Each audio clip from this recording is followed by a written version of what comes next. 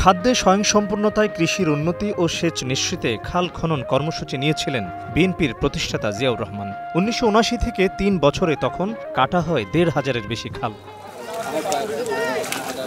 ৪৭তম প্রতিষ্ঠা বার্ষিকীতে সেই কথাই যেন আবারও মনে করিয়ে দিল বিএনপি। জনদুর্ভোগ এড়াতে শোভাযাত্রা বাতিল করে এবার জলাধার পরিষ্কারে সামিল দলটির নেতাকর্মীরা। বাংলাদেশের প্রতিটি প্রান্তে, প্রতিটি জেলায়, প্রতিটি ইউনিয়নে, প্রতিটি থানায় আমরা জনগণের সকল সমস্যা আমরা দূর করতে পারবো ইনশাআল্লাহ।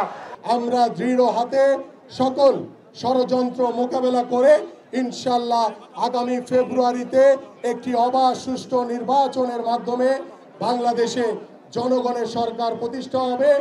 মঙ্গলবার ঢাকা মহানগর উত্তর বিএনপির এই উদ্যোগে সামিল হন বিএনপি মহাসচিব মির্জা ফখরুল ইসলাম আলমগীর।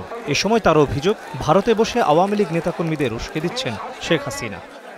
হাসিনা দেশ থেকে পালাইছে ঠিকই, কিন্তু শয়তানি ছাড়ে নাই। ওই ভারতে গিয়ে আবার শয়তানি শুরু করছে, তাই না? ওইখানে আওয়ামী লীগকে বলে উস্কায় দেয়, ছাত্রলীগকে উস্কায় দেয়, এই তোমরা গোলমাল করো, মিটিং করো, মিছিল করো, মারামারি করো, নেতাদেরকে মারো। তাই করেছে, নূরকে মারছে, তাই না? আমাদের আরেক নেতা লুৎফর ভাই, তাকেও মারছে। আপনারা সাবধান থাকবেন, যদি আপনাদের কারো উপর কোনো হাত পড়ে, ওই আওয়ামী লীগের সেই হাত আপনারা ভেঙে দিবেন। পাশাপাশি নির্বাচন ঘিরে বিশৃঙ্খলায় না জড়িয়ে দায়িত্বশীল হওয়ার নির্দেশনা দেন নেতাকর্মীদের। কোনো গোলযোগ কোথাও করা যাবে না। বিশেষ করে নির্বাচনগুলো হচ্ছে ছাত্র সংগঠনের, ছাত্র বিশ্ববিদ্যালয়গুলো, সেখানে যেন আমরা কোনো গোলযোগ সৃষ্টি না করি। কোথাও যেন এই বদনাম না আসে যে বিএনপি গোলযোগ করছে। আপনার বড় দল, আপনাদের দায়িত্ব অনেক।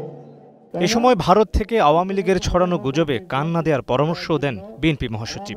ওই ভারতবর্ষ থেকে সোশ্যাল মিডিয়ার মাধ্যমে সমানে গুজব ছড়াচ্ছে। আমাদের মধ্যে কোনো বিভেদ নাই, আমাদের মধ্যে ঐক্য, সে ঐক্য নিয়ে আমরা জয় করব ইনশাআল্লাহ।